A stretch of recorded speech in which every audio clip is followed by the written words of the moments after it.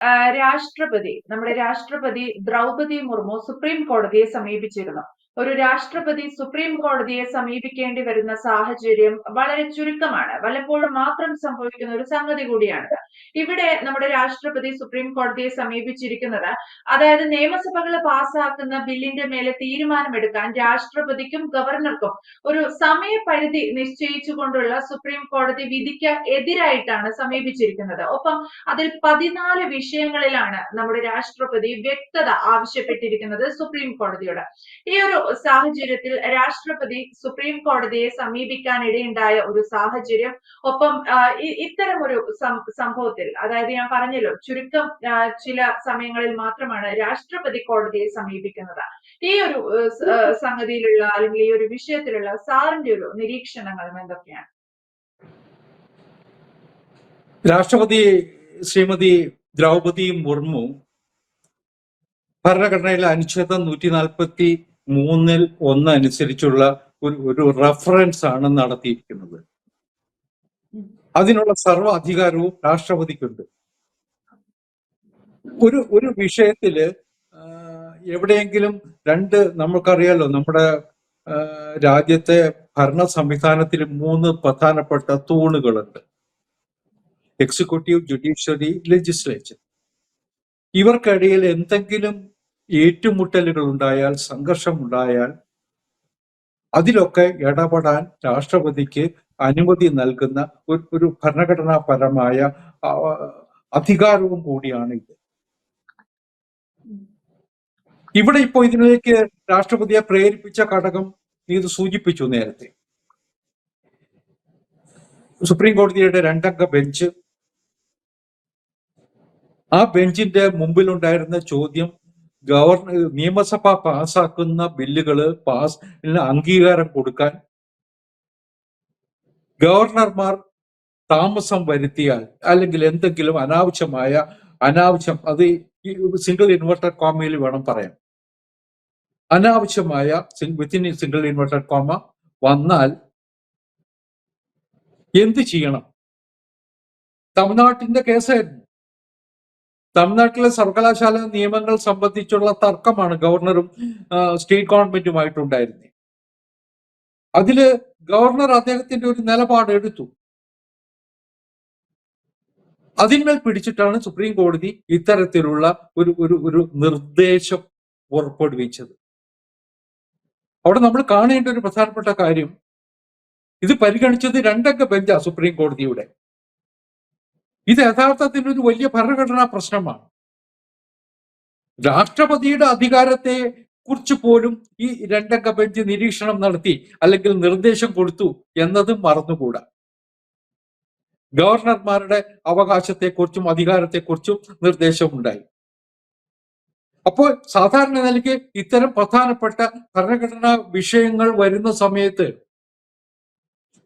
നമ്മളൊക്കെ കോടതിയെ വിമർശിക്കാൻ നമ്മളാരുമല്ല, വിമർശിക്കാൻ പാടുമില്ല. അതാണ് നമ്മുടെ ഭരണഘടനയും നമ്മുടെ നാടിന്റെ സംസ്കാരവും അതാണ്. പക്ഷെ ഇവിടെ സാമാന്യം ജനങ്ങള് പരസ്പരം ചർച്ച ചെയ്ത ഒരു വിഷയം, ഇത്തരം ഒരു പ്രമാദമായ പ്രധാനപ്പെട്ട ഭരണഘടനാ വിഷയം വരുന്ന സമയത്ത് ആ ഡിവിഷൻ ബെഞ്ചിന്, 2-അംഗ ബെഞ്ചിന് ആ പ്രശ്നം ഭരണഘടനാ ബെഞ്ചിന് റെഫർ ചെയ്യാമായിരുന്നില്ലേ? അവരൊരു തീരുമാനം എടുക്കുന്നതായിരുന്നില്ലേ കൂടുതൽ ഉചിതവും ന്യായവും എന്നുള്ള ചോദ്യം പലപ്പോഴും നിയമവിദഗ്ധന്മാർക്കിടയിലൊക്കെ ചർച്ച ചെയ്യപ്പെട്ടു. ചാനൽ ഡിബേറ്റുകളിലും നമ്മൾ അഭിപ്രായ പ്രകടനം കാണുകയുണ്ടായി. ഇവിടെ ഒരു കാര്യം കൂടി ഞാൻ ഓർമ്മിപ്പിക്കാൻ ആഗ്രഹിക്കുകയാണ്. BJPയുടെയും നരേന്ദ്രമോദി ഗവൺമെന്റിന്റെയും ഇക്കാര്യത്തിലുള്ള നിലപാടുകൾ വ്യക്തമാണ്. കോടതികൾ സർക്കാരിനെ പലപ്പോഴും വിമർശിക്കാറുണ്ട്. പ്രത്യേകിച്ച് ഇത്രമാത്രം വിമർശനങ്ങളും എതിർപ്പുകളും നേരിട്ട ഒരു സർക്കാർ, മോഡിയുടേതുപോലെ, കോടതിയിൽ നിന്ന് ഇത്രത്തോളം എതിർപ്പുകളും വിമർശനങ്ങളും നേരിട്ടിട്ടുള്ള മറ്റൊരു ഭരണകൂടം അടുത്ത കാലത്തൊന്നും ഉണ്ടായിട്ടുണ്ടാവില്ല. ഒരുപാട് കാര്യങ്ങളിൽ കോടതി ഇടപെട്ടു, ഒരുപാട് കാര്യങ്ങളിൽ കോടതി തീർപ്പും കൽപ്പിച്ചിട്ടുണ്ട്. പക്ഷെ മോഡി ഗവൺമെന്റ് എടുത്ത ഒരു നിലപാട്, BJP എടുത്ത നിലപാട്, സുപ്രീം കോടതി അവരുടെ നിലപാട് പറഞ്ഞോട്ടെ. എന്ത് സംഭവിച്ചാലും കോടതിയെ വിമർശിക്കാൻ പാടില്ല, ന്യായാധിപന്മാരെ വിമർശിക്കാൻ പാടില്ല. നിയമത്തിന്റെ വഴിയിൽ കൂടി പോകണം. സുപ്രീം കോടതി ഒരു വിധി പ്രസ്താവിച്ചാൽ ആ ആ വിധിയെ മറികടക്കാൻ നിയമവശാൽ എന്താണ് വേണ്ടത്? അപ്പീൽ കൊടുക്കുകയാണെങ്കിൽ അപ്പീല്, റിവിഷൻ ഹർജി ആണെങ്കിൽ റിവിഷൻ ഹർജി, അതനുസരിച്ചുള്ള കാര്യങ്ങൾ നടക്കട്ടെ. അതല്ലാതെ ജഡ്ജിമാരെ അധിക്ഷേപിക്കുകയും അപമാനിക്കുകയും ചെയ്യുന്ന ഒരു സംസ്കാരം BJPക്കില്ല, മോഡി ഗവൺമെന്റിനില്ല. ആ ഒരു സമ്പ്രദായം കേരളത്തിൽ നമ്മൾ മുമ്പ് പലപ്പോഴും കണ്ടിട്ടുണ്ട്. ഞാൻ അതുകൊണ്ടാണ് ആ കാര്യം ഓർമ്മിപ്പിച്ചത്. തെരുവോരത്ത് പൊതുയോഗം നടത്തിക്കൂടാ എന്ന് വിധി പറഞ്ഞ ജഡ്ജിയെ ശുംഭൻ എന്ന് വിളിച്ചത് കേരളത്തിലാണ്. EMSനെതിരെ മുമ്പ് കോടതി ഇലക്ഷൻ നടപടി ഉണ്ടായത് കോടതിയെ വിമർശിച്ചതിനാണ്. പിണറായി വിജയനെതിരായ ലാവ്ലിൻ കേസ് CBIയുടെ അന്വേഷണത്തിന് വിട്ട ജഡ്ജിയെ നാട് കടത്തിക്കൊണ്ട് നമ്മൾ DYFIക്കാർ നടത്തിയ സമരം കണ്ടിട്ടുണ്ട്. അപ്പൊ അങ്ങനെ കോടതി വിധി അനുകൂലമായ കോടതി നല്ലതും ജഡ്ജിമാർ നല്ലതും, കോടതി വിധി എതിരാണെങ്കിൽ ജഡ്ജിമാരും കോടതി മോശം എന്നൊരു നിലപാട് മോഡിക്കില്ല, മോഡി ഗവൺമെന്റിനില്ല, BJPക്കില്ല. അതുകൊണ്ട് ഈ ഭരണഘടനാ പ്രശ്നത്തിലുള്ള സുപ്രീം കോടതിയുടെ ഉത്തരവ് വന്നപ്പോ ഞാനൊക്കെ വിചാരിക്കുന്നത് മോഡി ഗവൺമെന്റിന്റെ ഭാഗത്ത് നിന്ന് ഒരഭിപ്രായ പ്രകടനവും വന്നിരുന്നില്ല. ചില വിമർശനങ്ങൾ ഉന്നയിച്ചത് നമ്മുടെ ഉപരാഷ്ട്രപതിയാണ്, ജഗ്ദീപ് ധൻകർ. അദ്ദേഹം രാജ്യസഭയുടെ അധ്യക്ഷൻ എന്ന നിലയിൽ പറഞ്ഞു ചില അധികാരങ്ങളെ കുറിച്ച്, കോടതിയുടെ അധികാരങ്ങളെ കുറിച്ച്, ലെജിസ്ലേച്ചറിന്റെ അധികാരങ്ങളെ കുറിച്ച്. അതല്ലാതെ ഒരു വിമർശനവും ഒരു ഭാഗത്തും നമ്മൾ കേട്ടില്ല. ഉപരാഷ്ട്രപതി BJPക്കാരനല്ല, അദ്ദേഹം ഒരു ഭരണഘടന അധിപനാണ്. ഭരണഘടന പ്രൊട്ടക്ട് ചെയ്യാനുള്ള അധികാരമുള്ള ഒരു ചുമതലയുള്ള ആളാണ്. അദ്ദേഹത്തിന് അത് പറയാം. അതല്ലാതെ രാഷ്ട്രപതിയോ പ്രധാനമന്ത്രിയോ കേന്ദ്രമന്ത്രിമാരോ ഒരക്ഷരം ഉരിയാടിയില്ല. പക്ഷെ പൊതുസമൂഹത്തിൽ ഒരുപാട് ചർച്ചകൾ നടന്നിരുന്നു. ഇവിടെ ഓർക്കേണ്ടത് ഈ നിയമസഭയും കോടതിയും ഒക്കെ തമ്മിൽ പലപ്പോഴും മുമ്പ് ഏറ്റുമുട്ടലുകൾ ഉണ്ടായിട്ടുണ്ട്. ഒരുപാട് തവണ ഒരുപാട് കേസുകളും ഉണ്ടായിട്ടുണ്ട്. അതിൽ മണിപ്പൂർ സ്പീക്കർക്ക് കോടതി നോട്ടീസ് അയച്ചതിനെ കുറിച്ചുള്ള ഒരു വിവാദം, തനിക്ക് ആ കോടതിയുടെ നോട്ടീസ് തനിക്ക് ബാധകമല്ലെന്ന നിലപാടെടുത്ത സ്പീക്കർക്കെതിരായിട്ട് നടപടിയെടുക്കുമെന്ന് പറഞ്ഞ കോടതി, ഇതൊക്കെ നമ്മൾ കണ്ടതാ. കേരളത്തിലുണ്ടായിട്ടുണ്ട് അങ്ങനെ ഒരു സംഭവം. വക്കം പുരുഷോത്തമൻ സ്പീക്കറായിരുന്ന കാലത്ത് വക്കം പുരുഷോത്തമനും ദേശാഭിമാനിയുടെ ലേഖകനായിരുന്ന ഇപ്പൊ മീഡിയ അക്കാദമിയുടെ അധ്യക്ഷനായിട്ടുള്ള പേര് ഞാൻ പറഞ്ഞു, RS ബാബുവും വക്കം പുരുഷോത്തമനും തമ്മിലുള്ള കേസ്. RS ബാബുവിന് നിയമസഭ റിപ്പോർട്ട് ചെയ്യാൻ പാസ് കൊടുക്കാതിരുന്നതിനെ കുറിച്ചുള്ള തർക്കമായിരുന്നു. അത് കോടതിയിലെത്തി. വക്കം പുരുഷോത്തമന് നോട്ടീസ് അയച്ചു. വക്കം പറഞ്ഞു, ഈ കാര്യത്തിൽ ഞാനാ തീരുമാനം എടുക്കേണ്ടത്, ഞാനാണ് അധിപൻ, എനിക്ക് കോടതിയുടെ നിർദ്ദേശവും നോട്ടീസും ഒന്നും ബാധകമല്ല. അങ്ങനെ ഒരു സംഘർഷം, ഏറ്റുമുട്ടൽ, അഭിപ്രായ വ്യത്യാസം അക്കാലത്തൊക്കെ ഉണ്ടായിട്ടുണ്ട്. ഇതിന്റെ തുടക്കം ഞാനൊക്കെ മനസ്സിലാക്കുന്നത് നമ്മൾ നിയമ വിദ്യാർത്ഥികൾക്കൊക്കെ ഓർമ്മയുണ്ടാവും. 1964-65 കാലത്ത് ഒരു UPയിലെ കേസാണ്. ഉത്തർപ്രദേശ് നിയമസഭ ഒരു കണ്ടംപ്റ്റ് കേസിൽ, നിയമസഭയ്ക്ക് കണ്ടംപ്റ്റ് അധികാരമുണ്ടെന്ന് അറിയാലോ, ഒരു കണ്ടംപ്റ്റ് കേസിൽ UP നിയമസഭ ഒരാളെ ശിക്ഷിച്ചു, ജയിലിൽ അടച്ചു. ആ നിയമസഭയുടെ ഉത്തരവ് കോടതിയിൽ ചോദ്യം ചെയ്യപ്പെട്ടു, അലഹബാദ് ഹൈക്കോടതിയിൽ. കോടതി ഒരു നിലപാടെടുത്തു, നിയമസഭ ചെയ്തത് തെറ്റാണ്, ഒരാളുടെ സ്വാതന്ത്ര്യത്തിന്മേലുള്ള കടന്നുകയറ്റമാണ് നിയമസഭ നടത്തിയത്, അതുകൊണ്ട് അയാളെ ഉടനെ മോചിപ്പിക്കണം. അപ്പൊ ഈ കോടതി വിധി വരുമ്പോ UP നിയമസഭ എന്ത് ചെയ്തു?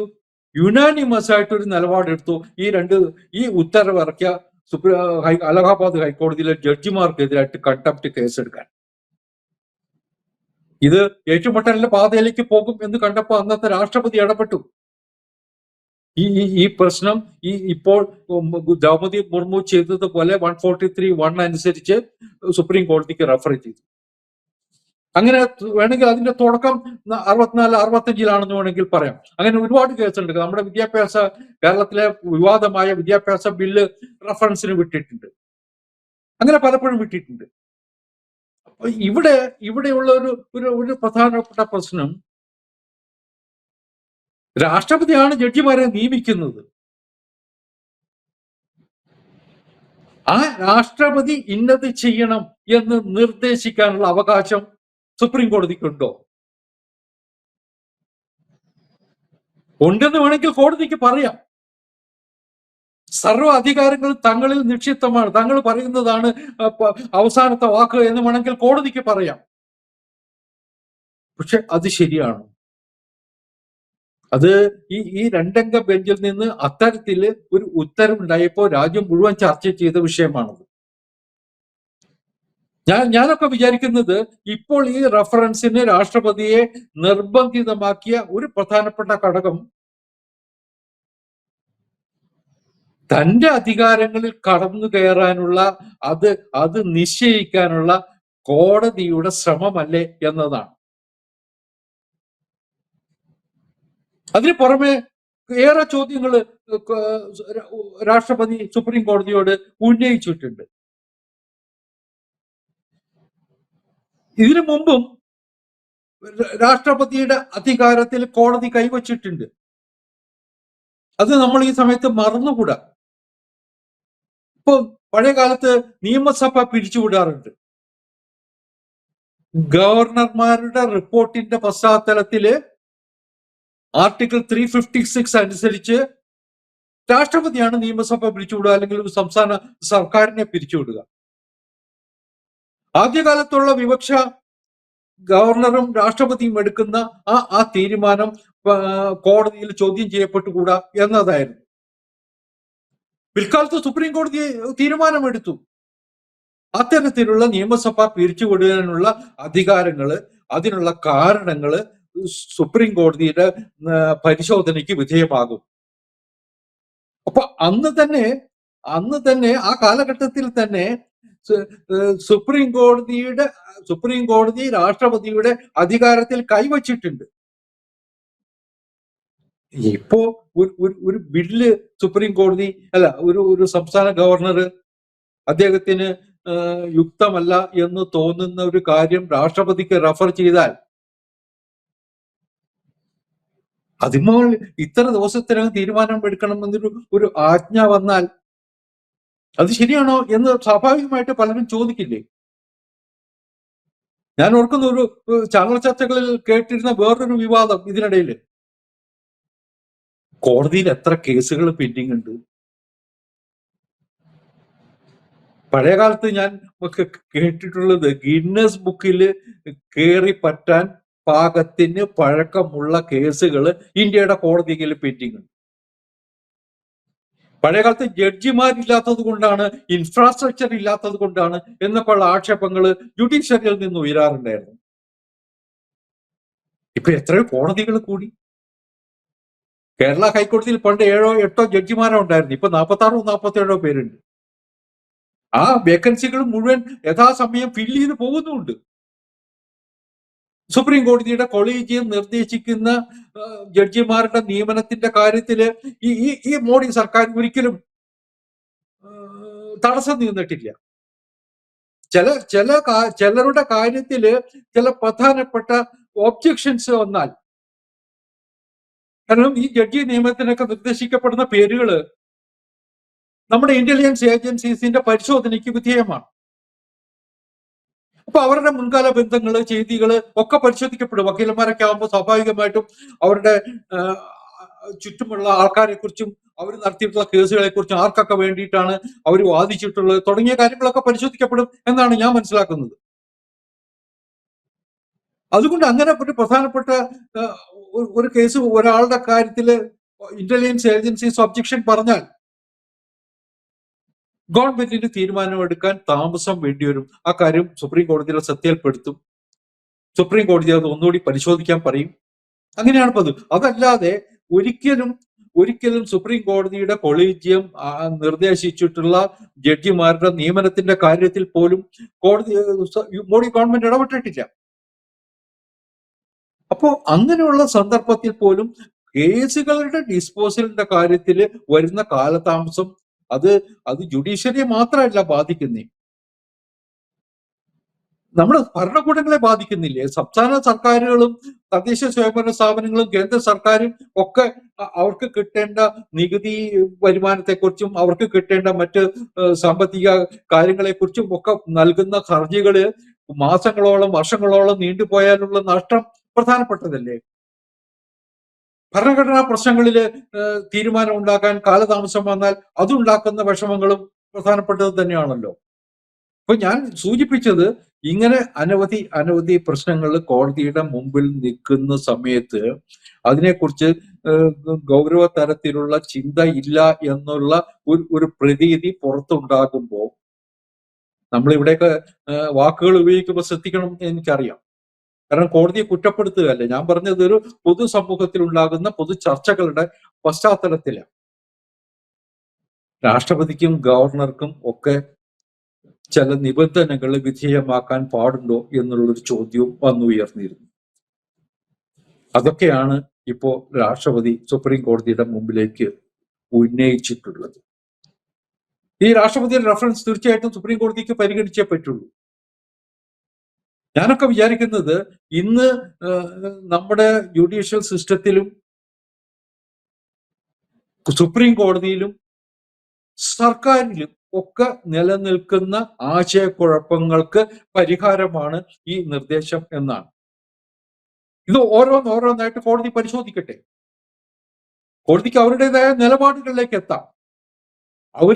അവരുടെ ഭാഗത്ത് തന്നെ എന്തെങ്കിലും വീഴ്ചകൾ ഉണ്ടായിട്ടുണ്ടെങ്കിൽ, പോരായ്മകൾ ഉണ്ടായിട്ടുണ്ടെങ്കിൽ ഈ കേസിന്റെ പരിശോധനാ വേളയിൽ അവർക്ക് തിരുത്താനും കഴിയും, ഗവൺമെന്റിനും തിരുത്താൻ കഴിയും. And this is going to be a landmark judgement. ഒരു സംശയമില്ല.